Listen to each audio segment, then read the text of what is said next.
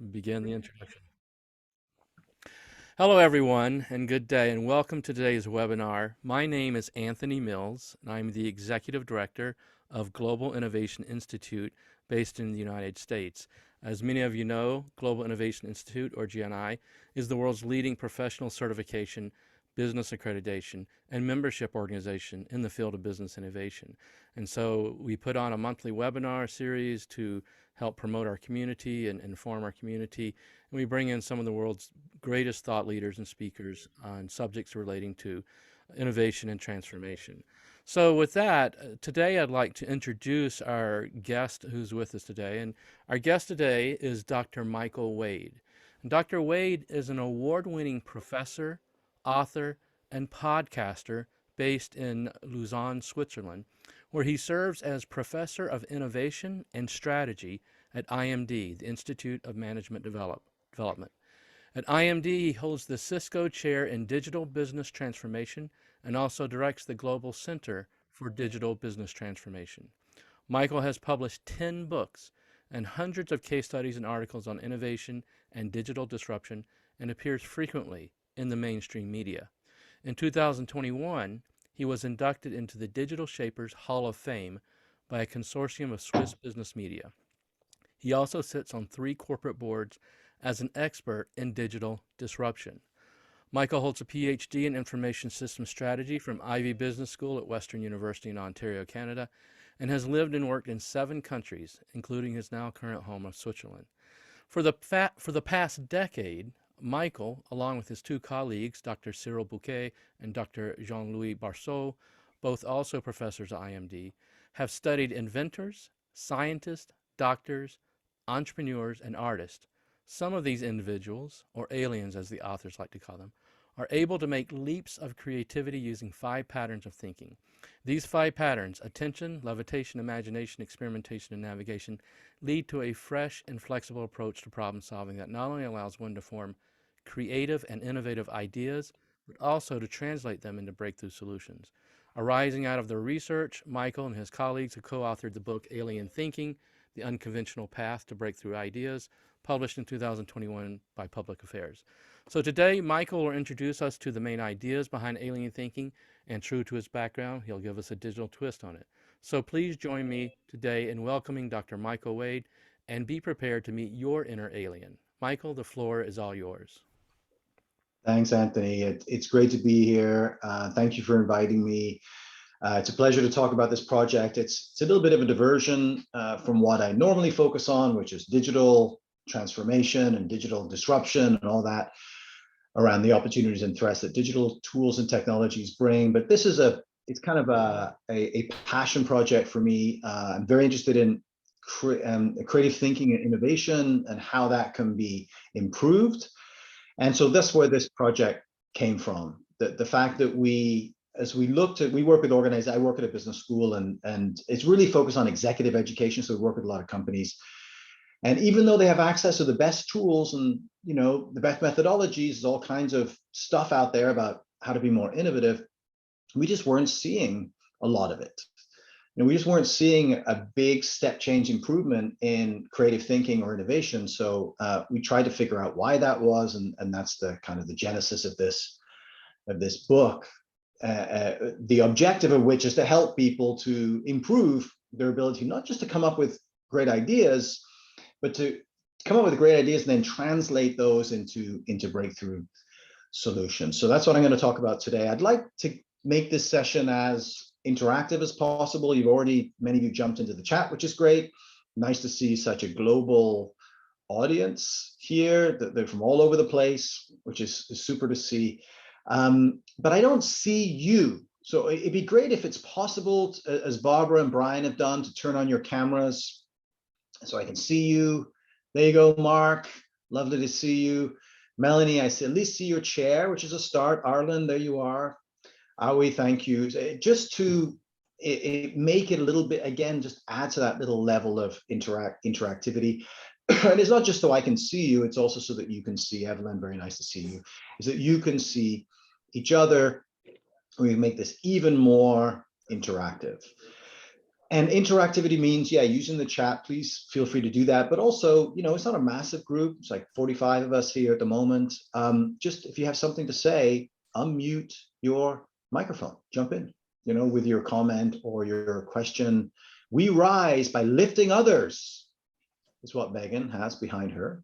Good advice, I think, for any of us. Just jump in. If you have a question or a comment or a thought, don't be shy. The more interactive we can make this, the more we will get out of it, I think. So there we are. Atif, looking good. There, Tarek as well. Kishore, lovely to see you. So great. Let's get started. So I'm gonna go. I got some slides to go through. I'll go through those, and it'll take maybe 30-35 minutes, and then we'll have lots of time for questions. But that doesn't mean that you can't ask questions as we go along.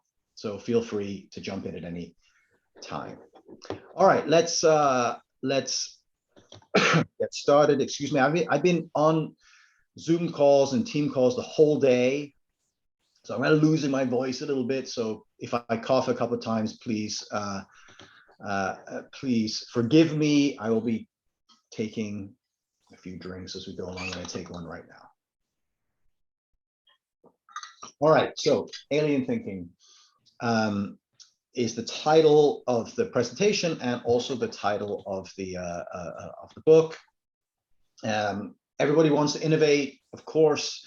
They do, but it's hard, right? And we know it's hard. So why is it hard? Well, one of the reasons it's hard is just, these game-changing ideas and offerings, they're hard to come by. I mean, they're not just sitting there waiting for us to pick them up. We also are in many ways prisoners of our assumptions. That was one of the reasons we wrote the book, is an acknowledgement of the fact that we all have assumptions that we hold dear, that are very, very difficult to break.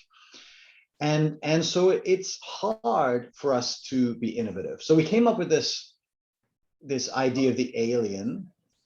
And the alien is a purposeful metaphor we used because, you imagine an alien coming down to Earth, will see things with fresh eyes, right? They haven't seen it before. And you know what it's like when you go to a new place, when you go on holiday or whatever, you're seeing things a little bit more clearly, you're hearing things, you're smelling things. So, how do we get that back? That sense of really being attuned to our environments. And because when we're more likely to have these good ideas than if we kind of sleepwalk through our lives, and break out of this kind of these assumption prisons that we all have. So this metaphor of the alien was just kind of the outsider. How can you be an outsider? And also we picked alien because of each letter stands for a stage or a step in the you can go through to improve your ability to come up with these great ideas and translate them into breakthrough solutions. All right, here's an example of how we can be prisoners of our assumptions. Now it's a pandemic example.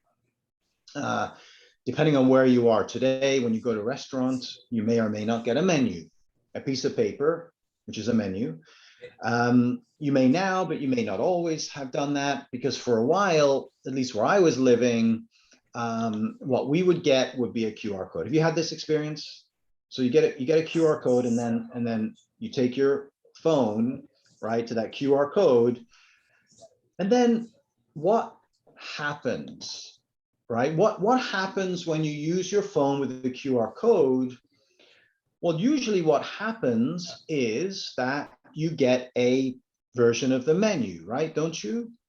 It shows up, it's either a website with the menu items, or it's a PDF of the menu, right? And then so instead of having a piece of paper that other people have touched, now it's on your phone. If you're like me, you can't read it very well, but nevertheless, it's on your phone. To me, this is a huge missed opportunity for restaurants to create value for their customers, the diners. So I just want you to put your thinking hats on here and then think creatively. Maybe you had this experience, you go to a restaurant and you use a QR code and you see a digital version of the menu. What else could you be getting, right? What other information or other value could you be getting now that you're accessing with your phone? All right. So I want you to type in your best ideas into the chat. What are your best ideas? What other information could you be getting that could be useful beyond just, okay, here's a PDF of the menu. Mark says ads, right? So suddenly now you have the opportunity, you know, doing it in a tasteful way of getting additional sources of revenue, right? So not just selling the food, but you actually can get ad revenue. For sure you could, right? Why not? Evelyn puts calories, right? There's a whole bunch of information about the meal that you could get that you can't fit on a paper menu, but you could put online, right? You could get calories, nutrient information. This is also a great idea, right? All kinds of information, maybe where the food comes from. You click through and see the farm where that beef, you know, that cow, whatever, grew up, if you want that, or the exact, you know, the location where the vegetables came from, whatever it is, you could get that, right? A lot of more information. Anthony has a good, like, recommendations, right? Why not? Why not? You could see best-selling meals of today, right? You could get recommendations from other diners, kind of like, you know, TripAdvisor. You know, somebody came, they love this dish. Here's why. Here's what they loved about it, right? Or here's what they didn't like about it. Here's the rating they gave, that help you to make an informed choice about what you want to eat, right? Maddie puts macros. What do you mean, Maddie? Could you just unmute your microphone? What do you mean by macros? Is that Maddie? Oh, Maddie hi Grant, go there. ahead. Hi. Yeah, it's macros is just fat versus carbohydrates versus protein. I did not know that. How many of you raise your hand if you knew that? That's what macros means, right? Okay. So a lot of you are a whole lot more informed than I am. But yeah, you could see, you know, protein, carbohydrates, whatever. What are the macros? You can get that information on there. Offers, Kishore, right? You get offer, couldn't you? Like, here's a special, here are the specials. And by the way, when you print a menu, you're pretty much done, right? But those specials could change during the day, couldn't they? Depending on if you've got a bit of extra something, you could put that on special. So you could do it dynamically. Pictures and videos of offerings. Brian, why not, right? Why not? Why just stop at the text? You could have multiple pictures. You could have videos, right? You could have videos of the food being prepared, couldn't you?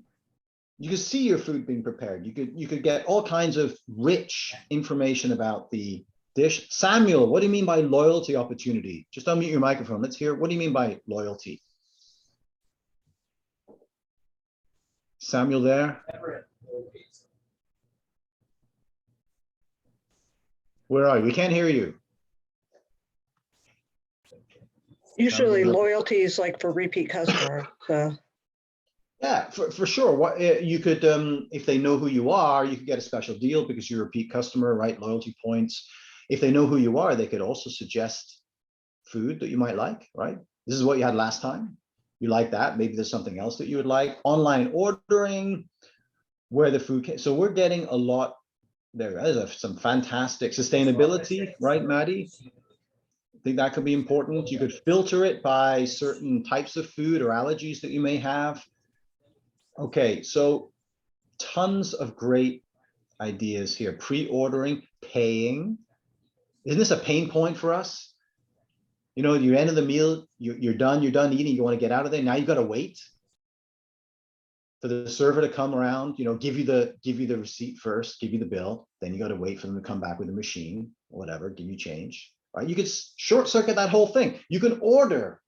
Why not? When you order with your phone, you don't have to wait for the server to come over and take your order. So all kinds of things that you could be doing. I love these ideas. So many great ideas here. And yet, what do we see? Most cases, we see none of this, right? We see a PDF of the menu. And why do you think that is? Why don't we see all this other stuff? What do you think? Why don't we see? Brian, what do you think? Why don't we see this in restaurants? Why aren't restaurants doing this? because they haven't done ideation, they haven't questioned their assumptions about their business. They would have to pioneer the technology part of it, and they're food people. I mean, you know, on and on and on, right? So lots of reasons, and most of those are solvable problems, right? So sure, they don't have the technical skills, but you know, they could probably buy that, they could rent it. Not that difficult. You know, in many cases, it's just they haven't made that leap. They're thinking, you know what, this is for just a few months, right? And then the pandemic's going to go, and we're going to be done, and we just go back to the way things were. But in fact, a lot of those good ideas, a lot of those things that you're mentioning here in the chat would be good with or without a pandemic, wouldn't it? Wouldn't that, for many of us, you know, make the dining experience just that little bit better if you had some or many of these? So often it's a lack. It's exactly what you said, Brian. It's kind of people getting fixed and stuck in their traditional way of doing things, right? And unfortunately, there's lots of examples of that out there. I think another example is working from home. Raise your hand if you're working from home. So many of you are working from home. So and keep your hand raised if you used to work in an office, like you were in an office before, now you're at home, right? So this is, you know, also a great opportunity to rethink what you do and how you do, not just where you are. If you're just doing the same stuff in your home office you used to do in your, you know, work office, no, it's a missed opportunity to think creatively about how you could be doing things differently, right? And we collect data. We're out in the field collecting data, and one of the conclusions we come to during the pandemic is the organizations that are putting a higher priority on innovation right now are outperforming those that are putting a low priority on innovation, right? Just focusing on cost cutting or just focusing on business continuity, something like that. Because I think the pandemic is giving us this period, right? This dynamic period where a lot of things are changing, and therefore there's great opportunities to do things differently, right? And maybe threats too. So the kind of the giants of tomorrow are being born today, right now, during the pandemic, where things are very much in a state of flux, including, I would say, my business, which is the education business, right? I mean, my world was very predictable in the past. You know, I work in Switzerland, so people would come and they'd sit in classrooms. We would focus almost exclusively on executive education, so it's companies coming and then be in classrooms like this. And of course, the reality today is much different, right? It's more like this, what we're seeing right now. And one of the mistakes I think that many schools made and still make is that, well, how can we recreate, right, the classroom experience online? How can we make the online experience feel like the offline experience? Which is the wrong question, right? It's not about trying to recreate something, because you'll never do it, right? The online experience will never be the same as a classroom experience. So trying to recreate it, you're always going to fall short. But you can, you know, create something that's better by using the value of the technology, what the technology can do that you can never do in a classroom. By the way, this is an example here of a group just like you that I was with. That's about 3 weeks ago. So on Zoom like this. Can you notice something strange about this group? If you look really closely, I mean, you can see they're kind of smiling. Some of them. Why are they smiling? Maybe you know. Can you see that? Well, I'll tell you why. We were Zoom bombed in this particular session by a camel. There you go. There you can see the camel there. So somebody actually brought a camel into the Zoom. So that camel hung out for a while. You know, didn't add a whole lot to the discussion, but there it was. You know, that doesn't happen in a traditional classroom very often. Right? So there's all kinds of things that are going on that, you know, you can look at as annoyances, or you could say, hey, this is an opportunity to think and do things differently. All right. So what are you know, one of the big impediments to this? It's, if you work for companies, it's kind of this organizational antibody. I don't know if any of you felt this. You have a good idea, but you know, your organization's now, that's never work, right? That won't work. So those antibodies are there, kind of stopping you or other people from creating these good ideas. So this is why we wrote the book, right? This is why we wrote the book, to try and find a way to help people to come up with really, really good ideas and then translate them into breakthrough solutions. All right. So as I said before, there's a toolbox, and it goes through the letters of A.L.I.E.N. The first letter is A, and A stands for attention. Many of us have lost the ability to pay close attention to the world around us. And because of that, we lose the opportunity to see these insights that are become invisible because we see the same things every day. And it's even more true, by the way, if you're working from home, right? Because the view doesn't change that much. So we talk in the book about deja vu, but not just deja vu, but if you could imagine, what is the opposite of deja vu, right? Deja vu is this idea, you see something, I've seen that before, right? Let's call it vujade.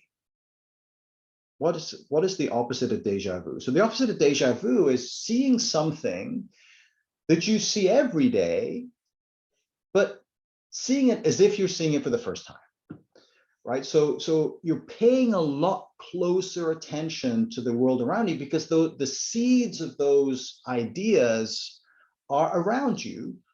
But if you're in this kind of zone where you're not paying attention, then you miss them. So we talk a lot in the book about zooming in, zooming out, switching focus. So you're working hard to try and consciously pay attention. There's a good an interesting story that we write about in the book about I'll just come out of the presentation for this, about Kellogg's, the company, the food company, the FMCG company. So they have a bunch of snacks for kids that they produce, and they wanted to create a new snack, but they weren't really sure, what it should be like. So they wanted to get insight. So they went and they talked to the parents of the kids. What do you buy and why? They talk to the kids themselves. What do you like to eat? They talk to the teachers, they talk to the retailers, but they were just not getting the insights that they wanted to get from these people, and they weren't getting any further, any closer to their objective. And then they started talking to a group of people who gave them insights that they didn't get from anyone else. Any idea who that might be? They started paying attention to the insights of a group of people that nobody usually asks anything of, or talks to, or seeks. Actually, I see in the chat there, children. No, they did talk to the kids. They did talk to the kids. No, it's someone else. By the way, Kulu, do you have your hand up? Do you have something you wanted to say? No, by mistake. Sorry. Oh, okay. No worries. Yeah.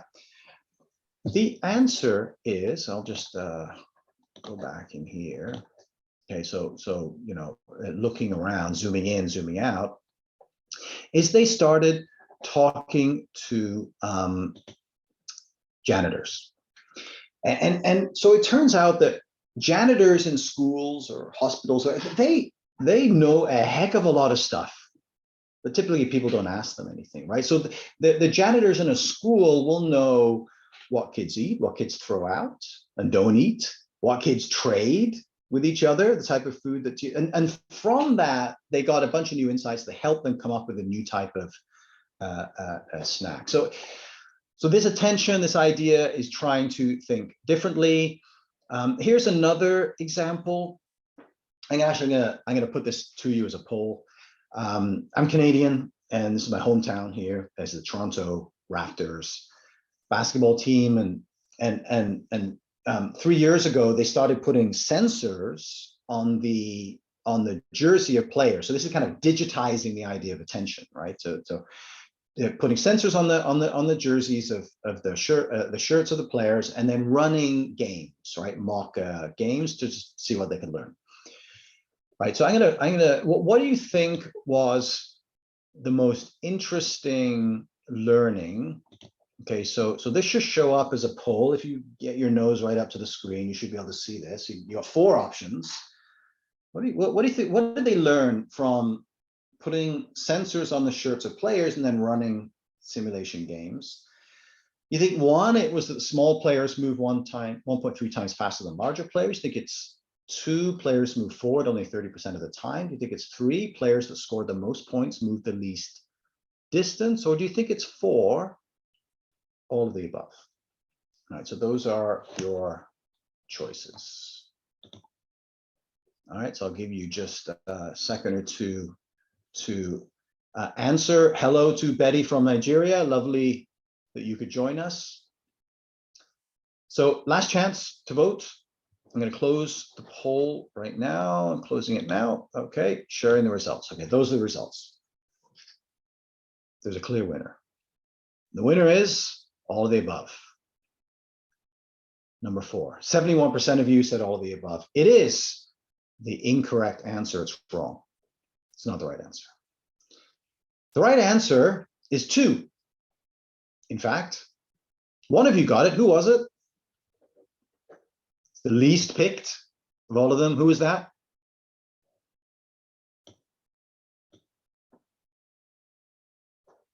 Anonymous. It is anonymous. I can't tell. I can't say who it was. Maybe by mistake. Yeah. Someone put it by, they meant to put 3, they put 2. It was a mistake.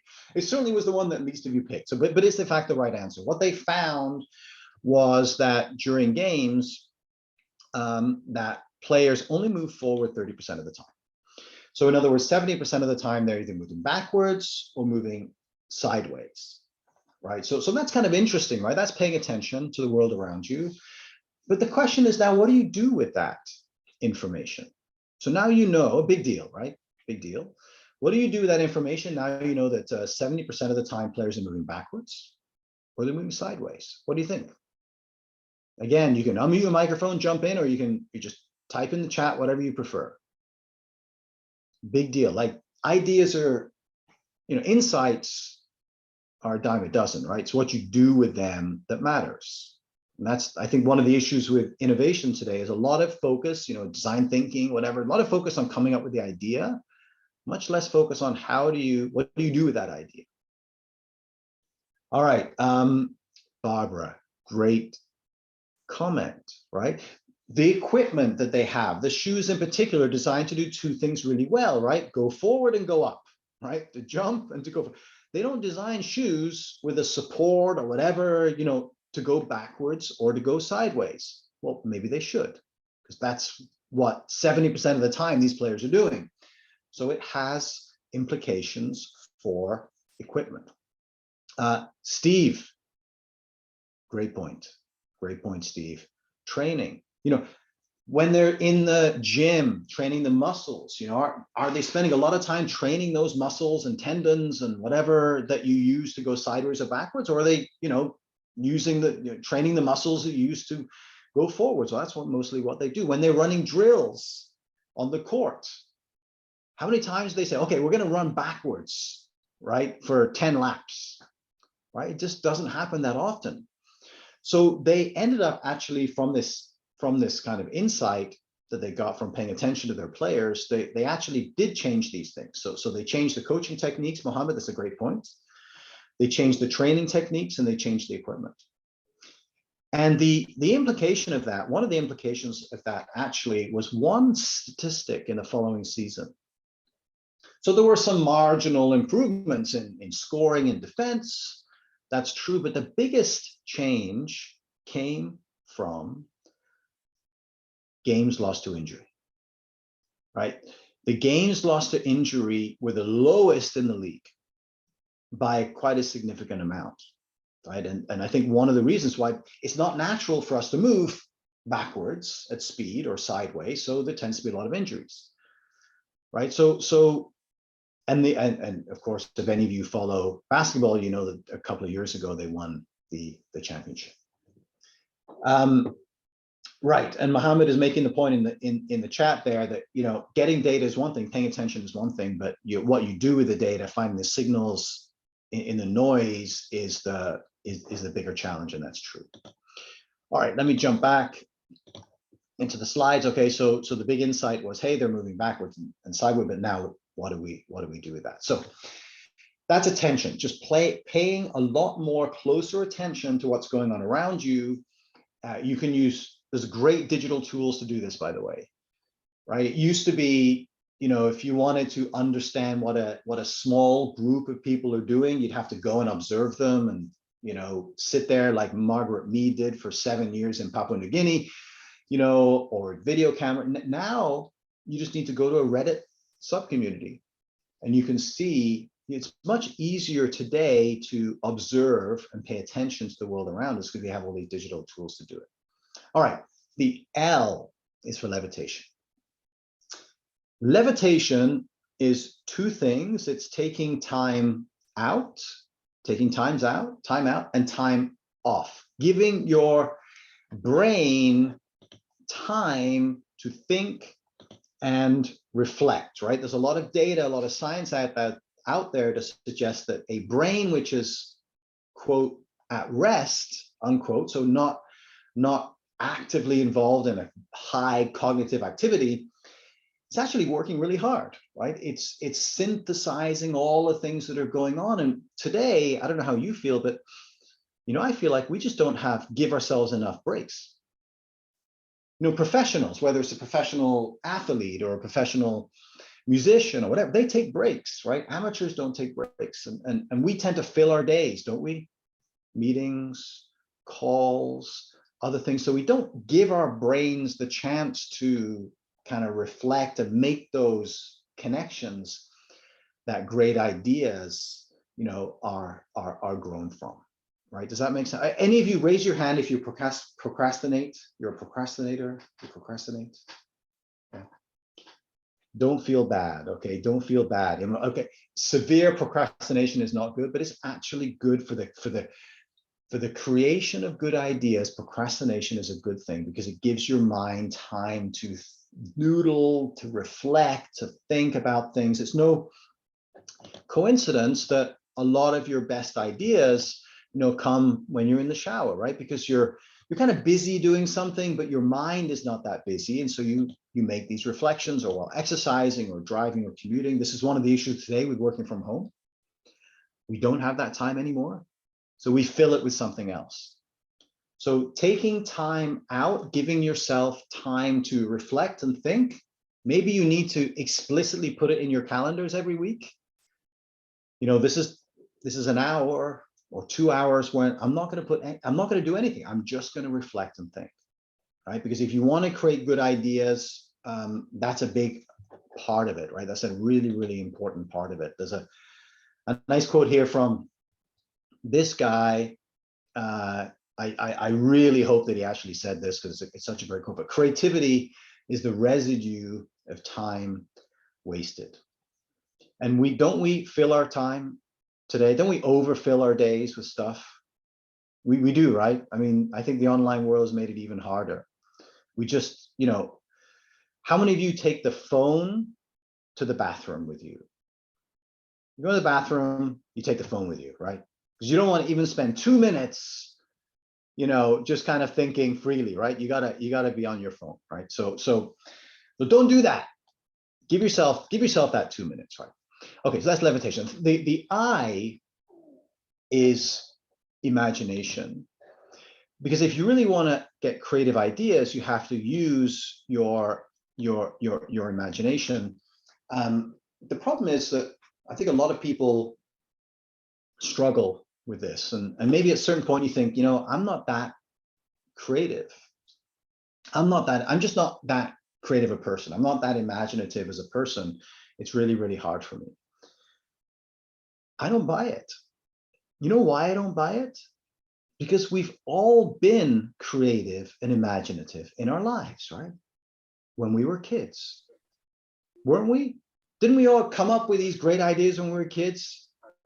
You know, a stick can be a gun or whatever. I mean, you know, you could just you let your imagination go wild, but somehow life beats it out of us, right? So that at some point, maybe it's the education system or whatever, and we just kind of cease to become. It seems like a waste of time to be imaginative, but imagination is something that we need if we want to be creative. And I think the myth of the creative genius has not helped, right? We tend to think that there's certain people who are just way more creative than we are, way more imaginative, and we can't do it. We have to let them do it. It's just not true. There's no science to suggest that, you know, anybody, any of you can't come up with great ideas and use your imagination, right? There's another nice quote here from George Bernard Shaw. We don't stop playing because we grow old. We grow old because we stop playing. So play a little more, right? Be goofy, play a game, be silly. Because when we're silly, when we're goofy, that's when we're more likely to think differently, right? And have that good idea. We tend to think today, you know, it's not appropriate. Well, why not? Be silly, be goofy, and maybe you'll get that idea. Okay, here's another poll here. It's the last poll I'm gonna give you. And this is about finding a life partner, somebody in your life to love, who will love you forever. All right. And the interesting thing about this is that we have a lot of data on this these days. And we have a lot of data because of dating sites. Because if you go on a dating site, as many people do, you know, the legit ones, before you start, you know, operating in it, you're asked a bunch of questions. So tons of questions, up to 100 questions you're asked. And then based on the answers to those questions, the algorithms in the site match people together. And then you can see what works, right? Because of that, you can see which couples stay together and which don't, right? And which stay together for a long time. So here's the question that I'm gonna ask you here. Based on data from millions of interactions of people, which do you think is the best predictor of couples not only falling in love with each other, but staying together? All right, and here you have 5 choices. All right, 5 choices. The best predictor of couples that meet and fall in love and stay together, and they know this because they can track it, and then look back at the answers to these questions. So the first one is your attitude about family, specifically about having children. Second one is attitude about money and finances. The third one is attitude about horror movies. The fourth one is the birth order. So this is whether you're born first, whether you're born last, or whether you're born somewhere in the middle. Is that the best predictor? And finally, no, none of those, right? None of those are right. What do you think?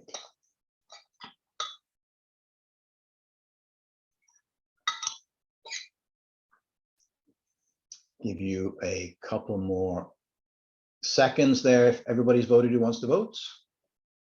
All right, I'm ending it. And you'll probably think he's tricking me here.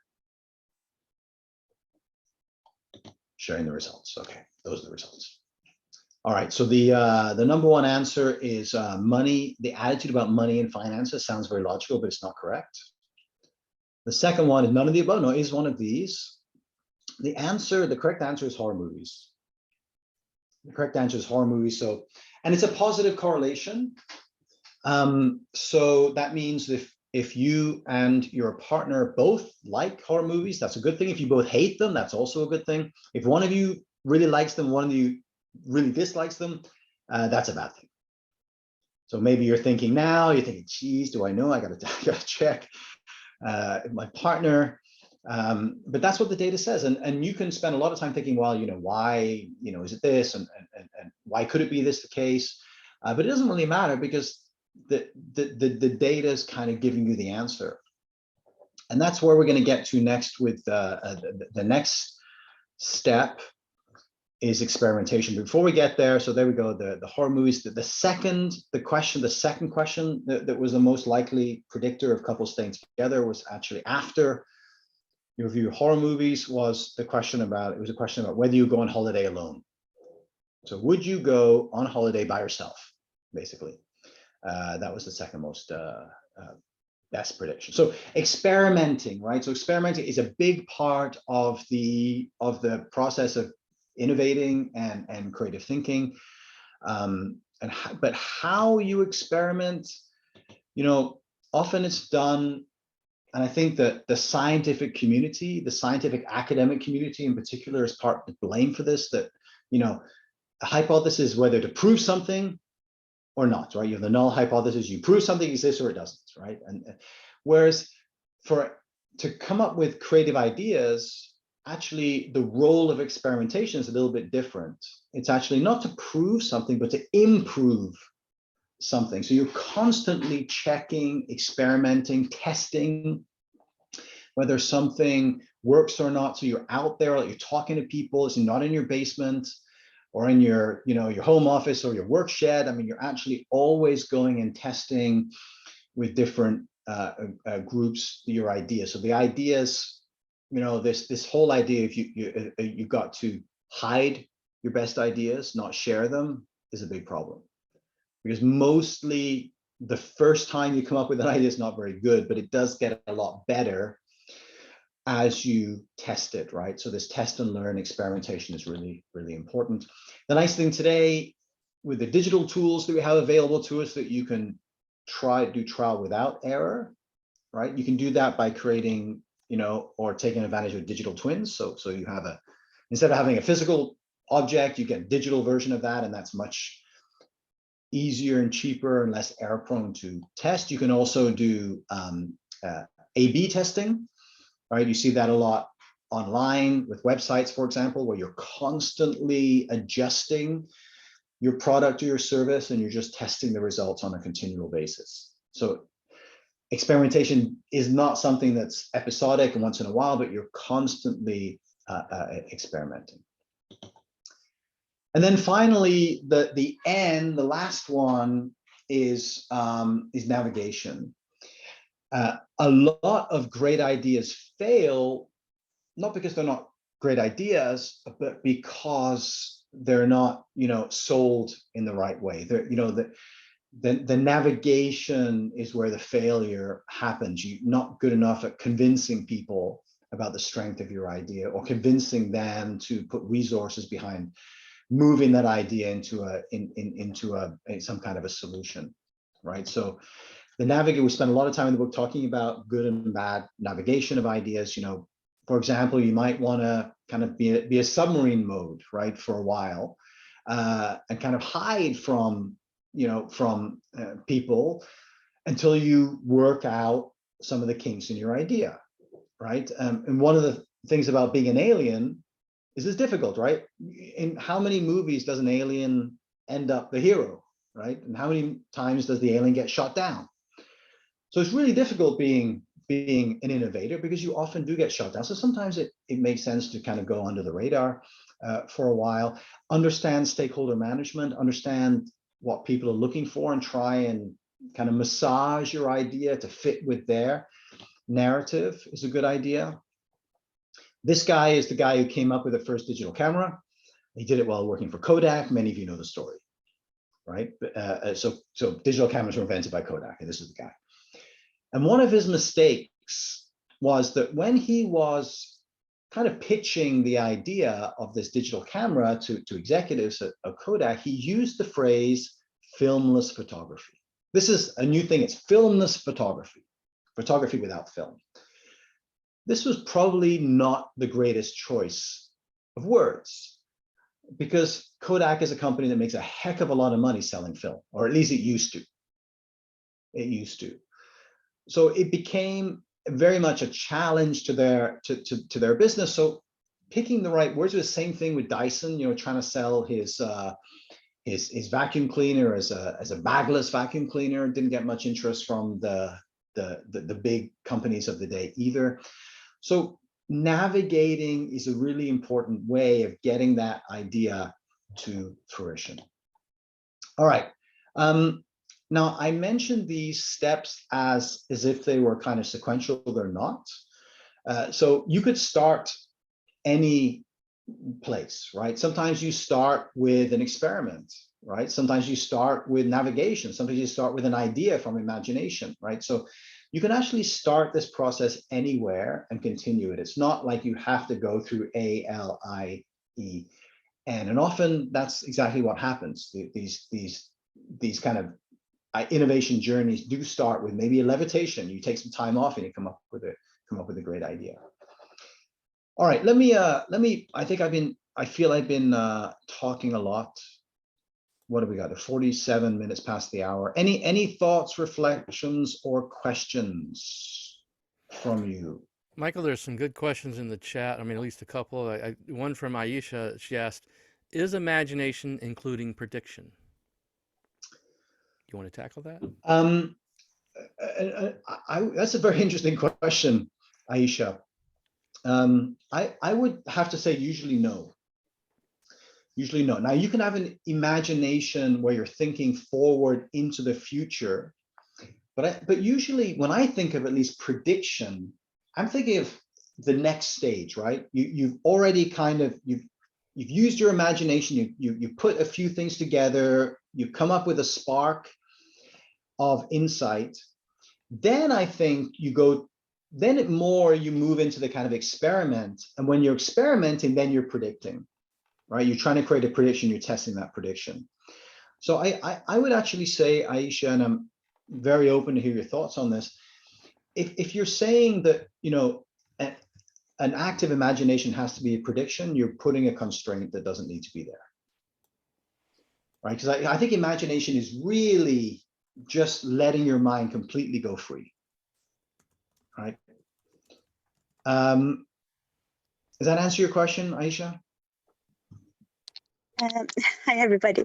Actually, no, I was thinking about it differently.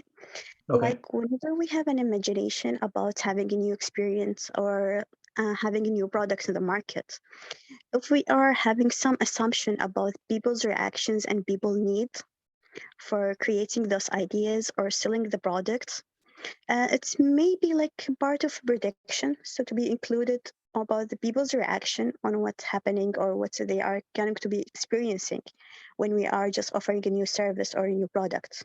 That's the way I was thinking about it. Do we have to include it within our imagination, or it's go for only for the artistic effect of creating those services and products? That's the way we see it, right? Imagination is really unconstrained, right? The things you're talking about, considering people's responses and how to anticipate what those may be, predicting how we would put that in the kind of the navigation stage. Navigation is really about understanding the stakeholder map you're dealing with, being able to, predict how they might react and preempt that in different ways. And the imagination really is just about being creative. Let your mind wander. You can help that process, by the way. You can, if you put two very different things together, sometimes that sparks the imagination, right? Or having conversations with people you don't normally have conversations with, that can spark your imagination. Listening to podcasts you don't usually listen to, right? It's getting out of your sort of comfort zone and can really help spark that imagination. But Michael, it's a great a couple question. other questions there. Do you have the chat window open? You can see a couple other at the bottom there. Yeah, I see a question, Mohammed, about design thinking. I think it's a very, very good question because, there's lots of models of, lean startup, design thinking, and so forth. And I think they have a really important place in the innovation world. But I do think they are limited. And why are they limited? So design thinking is a quite prescribed methodology that you go through, right? First you do this, then you do this, then you do this. And it helps if you're in a space that's free and open and you've got post-it notes and you've got all these things. So the problem is that when most of us, want to come up with a good idea, we don't remember the steps, right? It's too much. What do we do first? First we ideate and then we do some kind of frenzy and then we do. it doesn't come to us naturally. We're maybe sitting in our offices, or we're not in a space which is conducive to that. So I sometimes feel that the process-driven approaches to innovation sometimes are just too rigid, right? We don't get the results. I've run a bunch of design thinking workshops, a bunch of them, and I got to tell you, I'm so over them. I really don't run them that much anymore, because I find that the ideas are never as creative as I hope they would be, and B, they just end up as ideas. They don't typically make that shift to some kind of a breakthrough solution. Now, I'm not saying that's true for everyone. You maybe have a great experience with design thinking, but my personal experience with design thinking, that's one of the reasons we wrote the book, was a little bit disappointing. Okay. Anthony, any other questions in there that you think it would be interesting to hear the answers to, or at least my perspective on? Someone wanted to know your perceptions on to what extent is human creativity influenced by social systems. Very Social broad system. question. Yeah. Yeah, I mean, hugely, right? I mean, that's part of our, those are part of our assumptions that restrict our ability to be creative, come up with great ideas, right? Our social systems, and the thing about social systems, they're often either invisible or hidden. So we don't realize we have them, but for sure they are constraining our ability to be innovative. That's true. Now, social systems as in interactions is very helpful. So the more interactions you can have with people, the more feedback you can get on your ideas, I think the better. There's a question I see from A.L.I.E. in the chat there about stage gates. I think stage gates can be very useful to narrow down ideas, but I do think that in most cases people converge too quickly on an idea. So, they don't let the idea breathe enough. So you end up, with a premature convergence of an idea that becomes your idea, and then you don't deviate, right? So I think the stage gate can be helpful when you've got lots and lots of ideas and you want to bring them down, but I do think it sometimes does us a disservice because it doesn't give the idea enough time to, grow and change and develop. I think I So would not agree with that, necessarily Michael. negative, but I think there is. Yeah, I was gonna say I think I agree with that because, stage great it can be great for product development because you start with the assumption that you know what you need to know, and there are no unknowns. But in many cases, if we don't know, if there are unknowns, then we're not ready to dive into a very structured project management process like that. We need to work on the unknowns. Thus, alien thinking. True. I agree with that. Mohammed asked the question, how do you eliminate bias in innovation?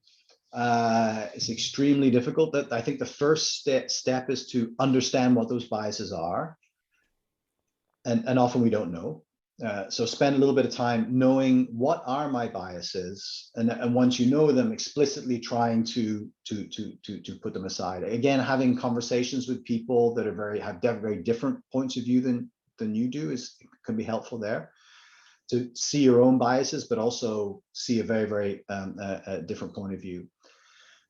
So I think a lot of the attention stage is linked to understanding and trying to overcome the biases you have, right? An alien doesn't have biases, or at least not the same biases that we do. We develop those over time. So Mohammed, that's a good question. Michael, Barbara wanted to know if, in your experience, if there's one main error you see big companies making that discourage innovation, and you could probably spend 2 hours talking about that. Yeah, of course. The big one is lack of psychological safety. It's the big one. So this means this lack of tolerance for failure. If you have a company that's not tolerant of failure, doesn't accept failure, people will not innovate. They will not. Right? There's actually three things. That's the biggest one. There's actually three. The first one is that most companies don't give people enough time or resources to innovate. There's just too many things going on, so you don't get rewarded. You don't get the time for it. You don't get the resources for it. The second one is you're not rewarded for it. right? So there's very little rewards. If you don't have rewards for innovation, whether it's explicit or implicit, right? People are not going to do it, or they'll do it and they'll get frustrated. They won't do it a second time. And the third one is psychological safety, right? Tolerance for failure. Now, by the way, let's be clear, tolerance for failure is not the same thing as glorification of failure, right? Failure is bad. We don't want to fail, right? You shouldn't have failure parties, right? You don't want to fail, but it should be acknowledged as a path on the road to success, right? So as long as you learn from the failure, right? Not push it under the rug. So Barbara, that's what I think is that the number one is a lack of psychological safety. There's another Anyone? question. Yeah, I see a question there. Why is the wine in the cabinet behind me locked? That is a great question. In fact, you cannot believe everything you see on the internet, because you see what's actually behind me is just a green screen, right? It could be absolutely anything. So it's not my cabinet, and if it was my cabinet, then I wouldn't lock it up. So now you see a different background. Michael, Atif had a question there. Do you think innovation system is an oxymoron, as a system is supposed to be process-based and predictive? Does that conflict with alien thinking, or you want to comment on that? Maybe that will be our last question. It's a very good question. I think innovation is better if there's some kind of structure around it, because you can spend a lot of time just free thinking, coming up with wacky stuff, right? But that's not going to get you to the point where you're actually getting value from that innovative idea. So I think structure, and whether it's A.L.I.E.N or something else, I think putting some structure around your innovative activity makes it a lot more productive. Yeah, it may limit it a little bit, but I think the payoff is usually better. Yeah, I think I would agree with you, Michael, because inside of that innovation system, you can have methods and techniques and things like alien thinking that support that, but people need to know who to go to with their ideas, how to get their ideas listened to and evaluated, and how to do that navigation, right? And the system defines a lot of those for them. And then inside that system is where we use methods like alien thinking to really facilitate the system. So Sure. excellent answer, thank you. So I think with that, we're approaching the top of the hour, and I want to thank you, Dr. Michael Wade, for your time and contributions to our conversation here today. It's been extremely beneficial and enjoyable. And I want to thank all of the participants for your time here with us and your participation in the conversation and your questions. Very, very helpful. This webinar has been recorded, and that recording will be distributed as well as placed in the GNI Media Center. So with that, we'll wish everyone a great morning, afternoon, evening, a great day, and wish you the best, and take care. Thank you. Goodbye. Thanks, everyone. Bye for now.